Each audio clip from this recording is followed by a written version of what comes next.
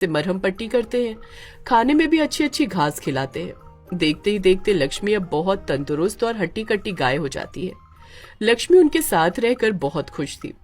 देखा लक्ष्मी, मैंने कहा था ना, तुम हमारे साथ रहोगी तो बहुत खुश रहोगी।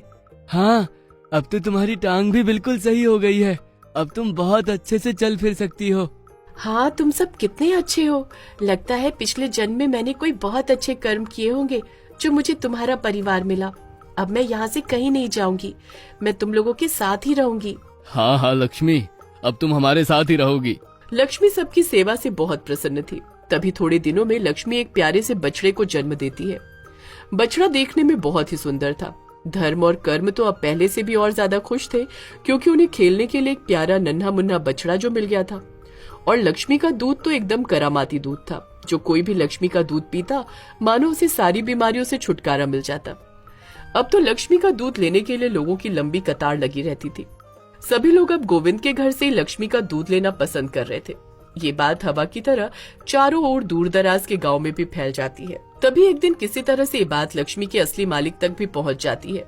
लक्ष्मी के करामाती दूध के बारे में सुनकर लक्ष्मी का असली मालिक लक्ष्मी को वापस लेने गोविंद के घर पहुंच जाता है।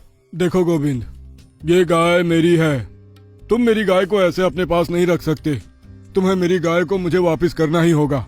हाँ, मैं मानता हूँ कि तुम लोगों ने कुछ दिनों तक मेरी गाय की बहुत सेवा की है।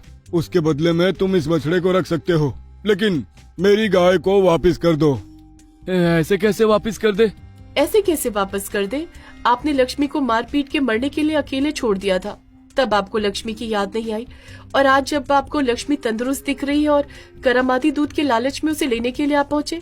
हम आपको लक्ष्मी नहीं देंगे। लक्ष्मी हमारी है, उसे हम आपको किसी भी कीमत पर नहीं देंगे। देखो भाई साहब, लक्ष्मी अब हमारी है और वो हमारे साथ बहुत खुश है।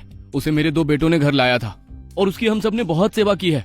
तुम चाहो तो लक्ष्मी की कीमत हमसे ले लो, लेकिन हम लक्ष्मी को नहीं देने वाले।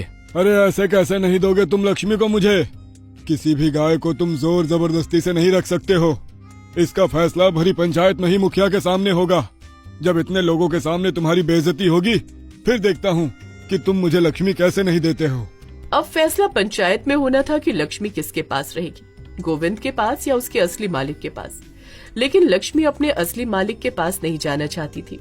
मालिक कुछ भी कीजिए, मुझे पुराने मालिक के पास मत भेजिए। वो बहुत बुरा इंसान है, वो मुझे बहुत मारता है और भूखा भी रखता है। मैं उसके पास नहीं जाना चाहती हूँ। लक्ष्मी, तुम चिंता ना करो, मैं किसी भी कीमत पर तुम्हें उसके पास नहीं जाने दूंगा। लक्ष्मी,